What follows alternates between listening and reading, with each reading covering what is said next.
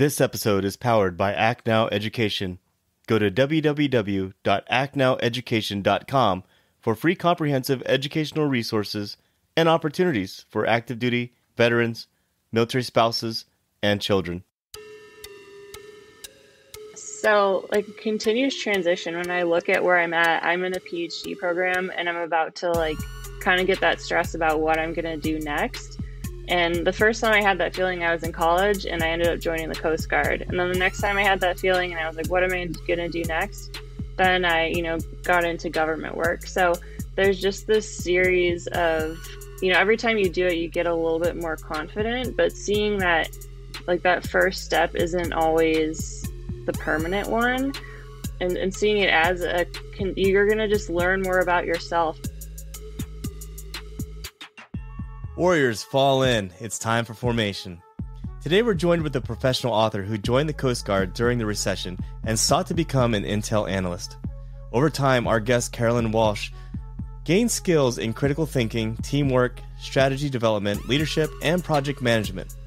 But along the way, she had to overcome malicious obstacles to reach her goals. She's currently studying to obtain her PhD in leadership and has also managed to author a book called Fairly Smooth Operator: My Life at the Tip of the Spear. It's actually a memoir about her journey, which includes becoming a CIA analyst, which we'll talk about more in this episode. Caroline, I want to thank you for joining us today on The Morning Formation. Thanks for having me. The honor is all ours. And here on the podcast, we like to focus on career transitional aspects for our community. Based off your very, checkered and vast experiences that you've had, which is quite a bit because it led you to actually writing a book about it. Would you mind talking to us about the importance of getting your foot in the door and networking for your next career move? Sure. So there are all kinds of philosophies about what to do and how to get a job and how to find the right fit. And I am really strongly in belief of just getting your foot in the door and getting started. Of course, you want to do some of the work ahead of time and figure out what might be a good spot for you.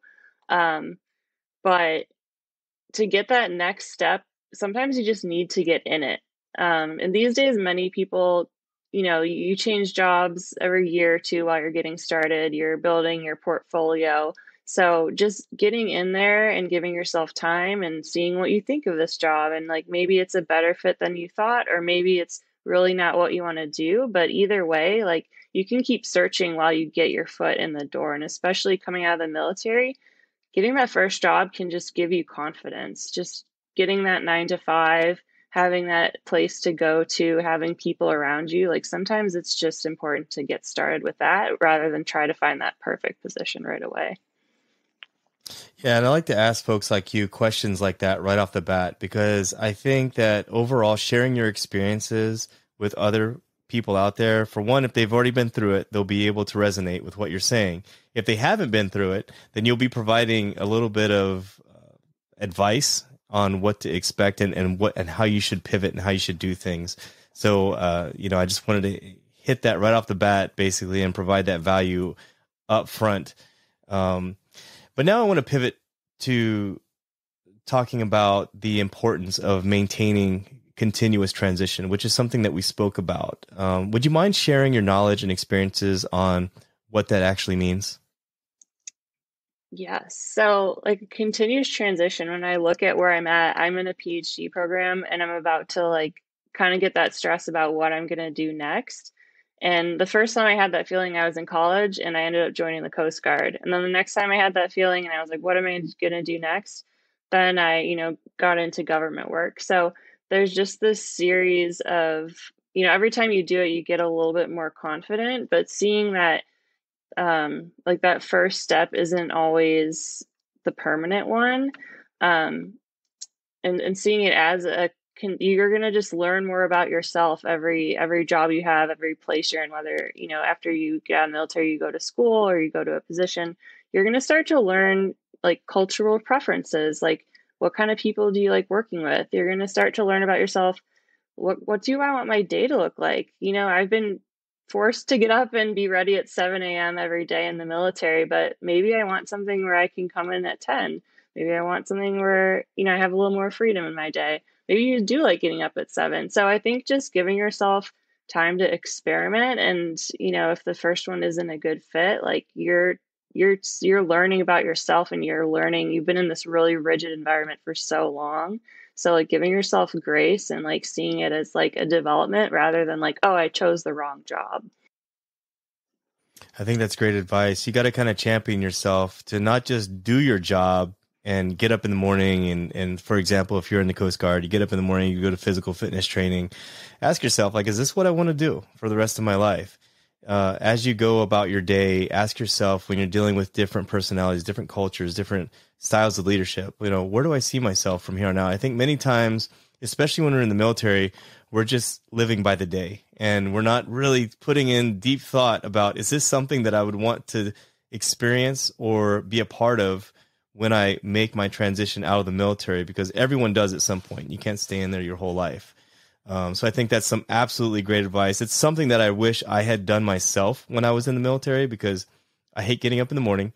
I called this show the Morning Formation Podcast, not because I'm a morning person, and you could probably attest to what I'm about to say, but some of the most crappiest times, some of the most trying times that we've had together as a military unit were probably some of the most cohesive times that I've ever experienced before.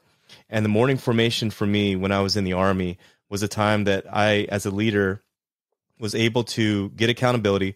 I was able to stand in front of a formation. It sucked getting up that early. It sucked doing physical fitness training that early in the morning while everyone else is still asleep.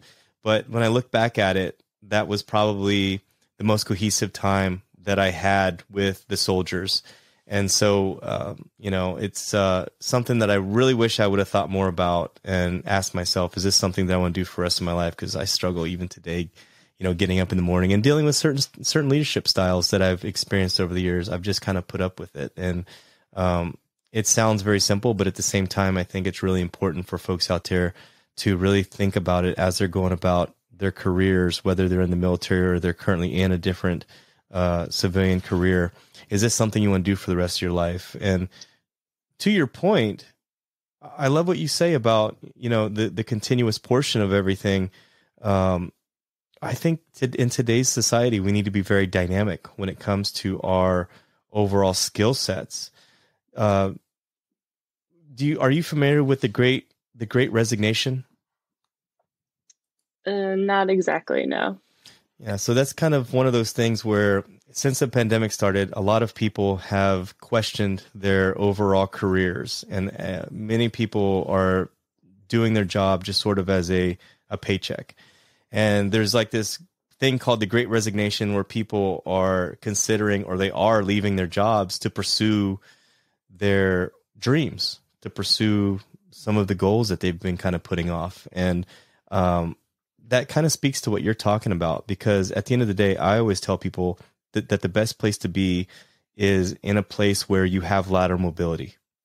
You can quit your job and you can go into education such as you have. What kind of inspired you to go back into college and get your PhD?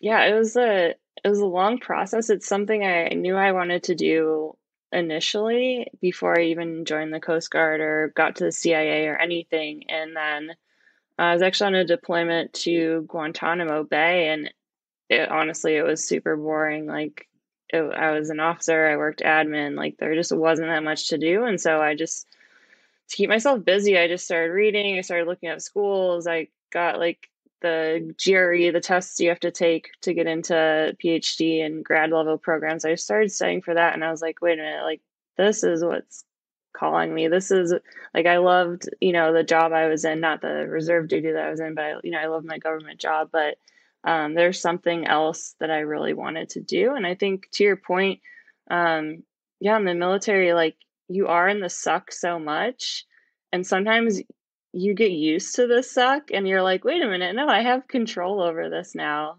So I think that's huge. Like, the suck is a bonding thing, but you also, like, you don't have to be in it. Like, you can take control, you can take some risks, you can try different stuff out. Even at the CIA, like I didn't stay in the first position I got. I moved laterally and just found the culture in the office that I liked. So yeah, for me, it was just, yeah, having that reserve duty and that time away, just stepping away and having to force myself to stay busy and find some sort of meaning. That's what got me to the PhD program. I think it's fascinating that you managed to follow your dreams and follow your goals, because I know people who just stay with it and they collect a paycheck and they have a job, and in the back of their mind they always have that ember burning saying, "Hey, what about this?" and they never act on it. So, my hat's off to you for actually pursuing your overall goals. And we're talking about the suck portion here. I want to pivot to your book, because we've had this issue over the years. You mentioned in your book about being part of a toxic leadership organization while being in the Coast Guard, which is something people can experience in both the military and civilian career world. Now that you've been through dealing with some of this, looking back, is there anything that you would do differently, or any advice that you would provide to someone who might be in a situation such as that? Absolutely. So I was at a small, isolated unit, and it had just years of a toxic culture that never went away, because in the military, like, you know, someone would leave, but the people who were there still had 2 years left. So you never just got rid of that, like, leadership and just like that, just, kind of corruption almost. Um, so ideally, like, yeah, if I could go back to my young self and give her the exact, right way to figure things out, I would have, you know, recommended reaching out to that higher level command, like finding somebody I could trust, and just opening a conversation with the people above that command, because there was nobody I could trust in the unit I was at. Um, so I think trying to get that connection. And for me, there's a lot of sexual harassment. So for me, it would have been, okay, finding that female in a leadership position who might understand what's going on, or might, lend a bit more of an ear at that time than some of the other leaders. So I think it would have been a lot of work. It would have been really bold for somebody as an E3 to reach out to, some officers at a sector and, you know, basically like blow the whistle on something that was happening. And I did not do that as a 23-year-old. I didn't even know how to do that, but that is, being bold and, getting in contact with higher ups is kind of the way that I could have uh, made a difference there. It's kind of fascinating. It's kind of fascinating to me that when I read the summary of your book and was speaking to you offline about the book itself, that I can relate to what you're talking about, because my first leadership position as an officer was in Iraq, and I literally took over a position from somebody else. So there was no like team building in garrison leading into combat, none of that. It was like, drop you in here and here you are, here's your platoon, figure it out. Being in your current leadership studies, what could be done, in your opinion, and from your studies, what can be done to make changes to a toxic leadership environment to make things better? Yeah, so I actually just finished a paper this last semester on, yeah, how the Coast Guard might have or might continue to be able to, change their environment when it comes to sexual harassment and assault.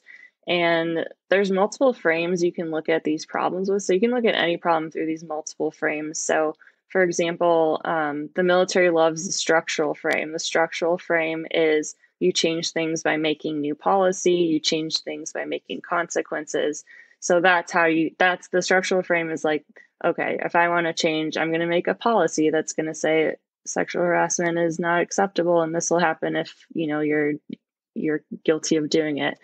So the military loves that, but there's these other frames that you also need to use. So you need to use like the human resource frame is more of like the person to person frame. So yes, you have training and awareness about like sexual assault and harassment and how to go about reporting it, but where are the conversations that discuss what the base level understanding of the issue, like instead of just feeding people training, where like discussions and groups, and like how are you really starting to weed out what the problem is and let people who don't know about it, like a lot of men don't know about the issues women are having. So like how do you bring awareness? There's also like the political frame where it's you're looking at, if somebody's at a command and there's all these issues, but they're still getting promoted and they're still getting more responsibilities, so they're getting more political power in this organization when what's under them is not good. So looking at through that, how are you going to fix that? And then another frame then is like the symbolic frame. So that has to do probably in this issue with representation at the top. So where are the women leaders at the top, for example? That's just a symbolic thing to have.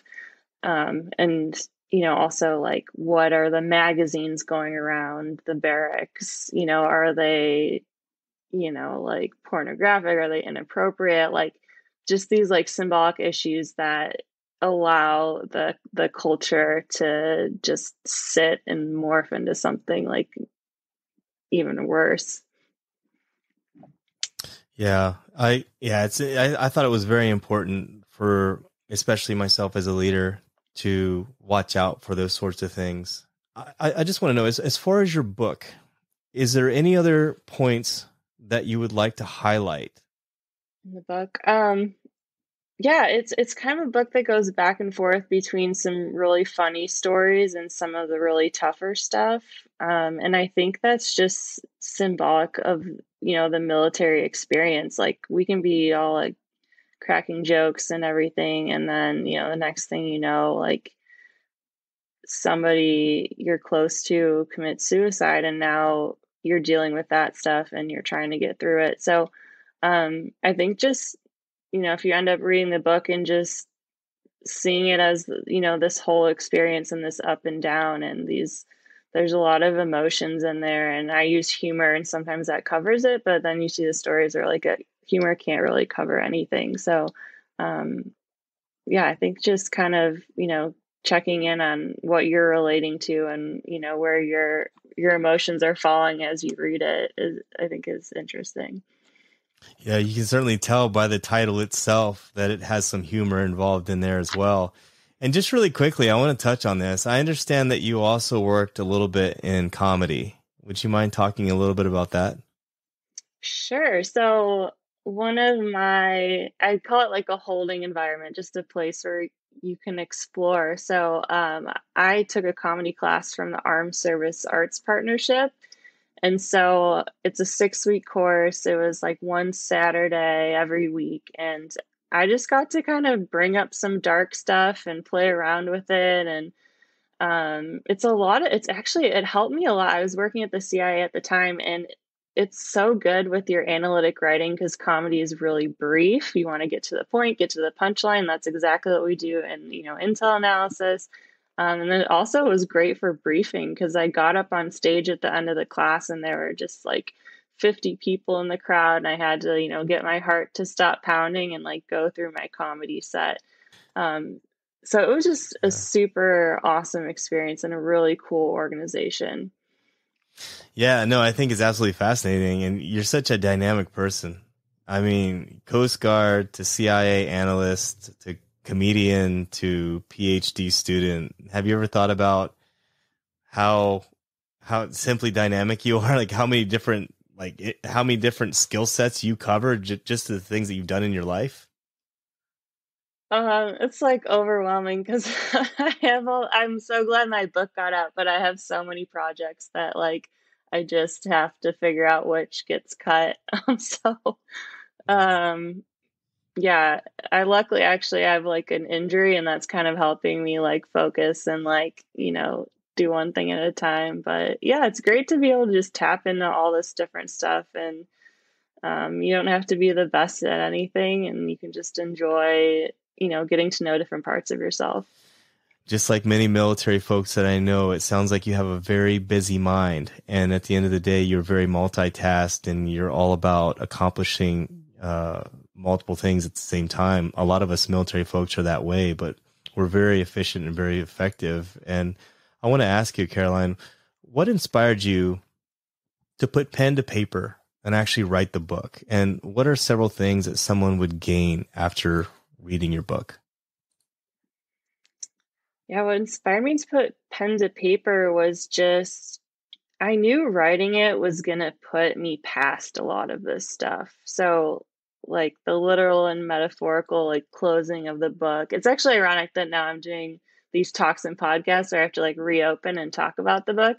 But just, wanting to get my experience out and get it in another format besides in my head where it was just doing circles. Like now it's like it's concrete, it's formulated, I thought through it, and like that's my story. Like, if people start asking me a ton of questions now, I can be like, hey, like I have this book, like it's a long story, maybe check it out.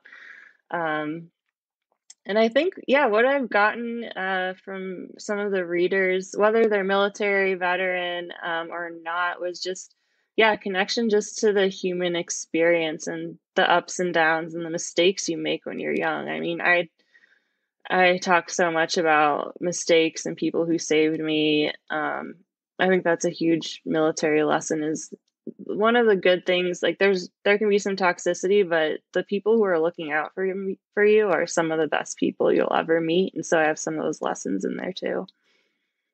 Yeah. Yeah. I think anyone out there, especially anyone out there that's been in the military, whether in the capacity of a military spouse or the actual service member, will certainly understand where you're coming from with that, because mistakes is something that all of us have made.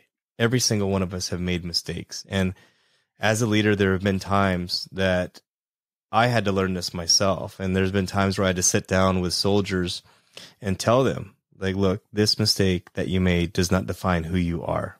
All right. You can recover from this. You can make a better tomorrow and you can make a better future. Don't hang your hat on this and think, or hang your head on this and think that this is it. Because, as I tell people all the time, this too shall pass, and you'll get through this. And sooner or later, this will be a lesson learned. And I've made mistakes. I've made a lot of mistakes in my past. But I think the important thing is that we learn from those mistakes. And I really believe that the combination of who you are, your character, your skills, and everything, like I mentioned, from Coast Guard to CIA analyst to comedian to PhD student. I mean, this book has got to be action-packed with things that many people are going to be able to identify with. So it sounds absolutely fascinating. And is it available right now on Amazon? It is. Yep. It's on Amazon. And then also Barnes and Noble. Great. Yeah. Cause I'm definitely going to order this book. I have to dig into this and figure out, Caroline Walsh and her overall experiences from everywhere that she's been. I want to learn more about that. For anyone out there that's looking to connect with you, what social platforms are you on? And do you have a website, or would you like to put out any type of contact out there? Sure. I'm probably most active on Instagram. So you can find me. It's Caroline Noel _art. So I don't know if you can put a link, but it's Caroline and then Noelle is the Noel spelling, and then _art. So I have my art, and then I have things about my book on there. And then where else am I? I have a website. It's carolinenw.com. And that has all my other links on there as well. So, and then the Armed Service Arts Partnership, it's free arts classes. They're now virtual. That's asap.org, free for veterans and military spouses, family members, caretakers. They're online. They're in person. Really cool opportunity there. Yeah, I'll make sure I put all that in the show notes. So anyone out there that's listened to the Morning Formation podcast, definitely I include all that information. Just scroll down to the bottom and you can find those links to add yourself to her Instagram and follow Caroline. So since you're a comedian, Caroline, can you tell me a joke? No, I'm just kidding. Oh my God. How many times have people told you, like, put you on the spot, right? Like you've been at a party or something and people are like, well, Caroline, tell me a joke. And you're like, oh. I felt bad about that. There's a video of Kanye West doing that to Dave Chappelle, and Dave Chappelle gets really uncomfortable. So I'm like, okay, that's a normal response. Yeah, no. It's what I figure. It's kind of a stereotype type thing where, oh, this is a comedian. Well, tell me a joke, comedian, and you're just kind of like, Okay. No, Caroline, thank you so much for being part of the Morning Formation podcast. And just to summarize anything out, is there anything that you'd like for our audience to know, any advice or just any message out there for them? Yeah, I mean, I think if you're transitioning out of the military, just get connected. Connect with me on Instagram. I have so many random job things I can point out to you or put in your direction and people to connect you with. Why don't you just start reaching out to other veterans? You're if you're struggling, you're gonna find something, someone's gonna help you out. Yeah, you've got so many fascinating things. I mean, to cover, Coast Guard, CIA analyst, PhD, author, all these, and comedian, all these different things would have taken us probably hours to do. But I wanted to put you out there and, as a resource for folks to contact, because folks like Caroline are actually really, really great to connect with because they're willing, they're able to provide the information or the advice for you. So certainly reach out to Caroline Walsh. I want to thank you for being on the Morning Formation podcast, Caroline. And for the folks out there listening, there's 3 things I want you to do. Stay tuned, stay focused, and stay motivated. Warriors, fall out. You've been listening to the Morning Formation podcast. I hope you found today's materials helpful and of value to your current situation. You can connect with me on Instagram at the_morning_formation_podcast, or you can connect with me via email at theformationpodcaster@gmail.com. Also, I would like to thank my partners at Act Now Education for their support. Authenticity, community, and trusted is what you can expect from all members of the Act Now Education team. You can link up with them today and learn about some new free educational resources on their Facebook, Instagram, LinkedIn, or at their website, actnoweducation.com. Whether today's show took you back to a nostalgic time or helped you think about tomorrow, thank you for tuning in, and I look forward to seeing you again. Stay safe and stay motivated. Warriors, fall out.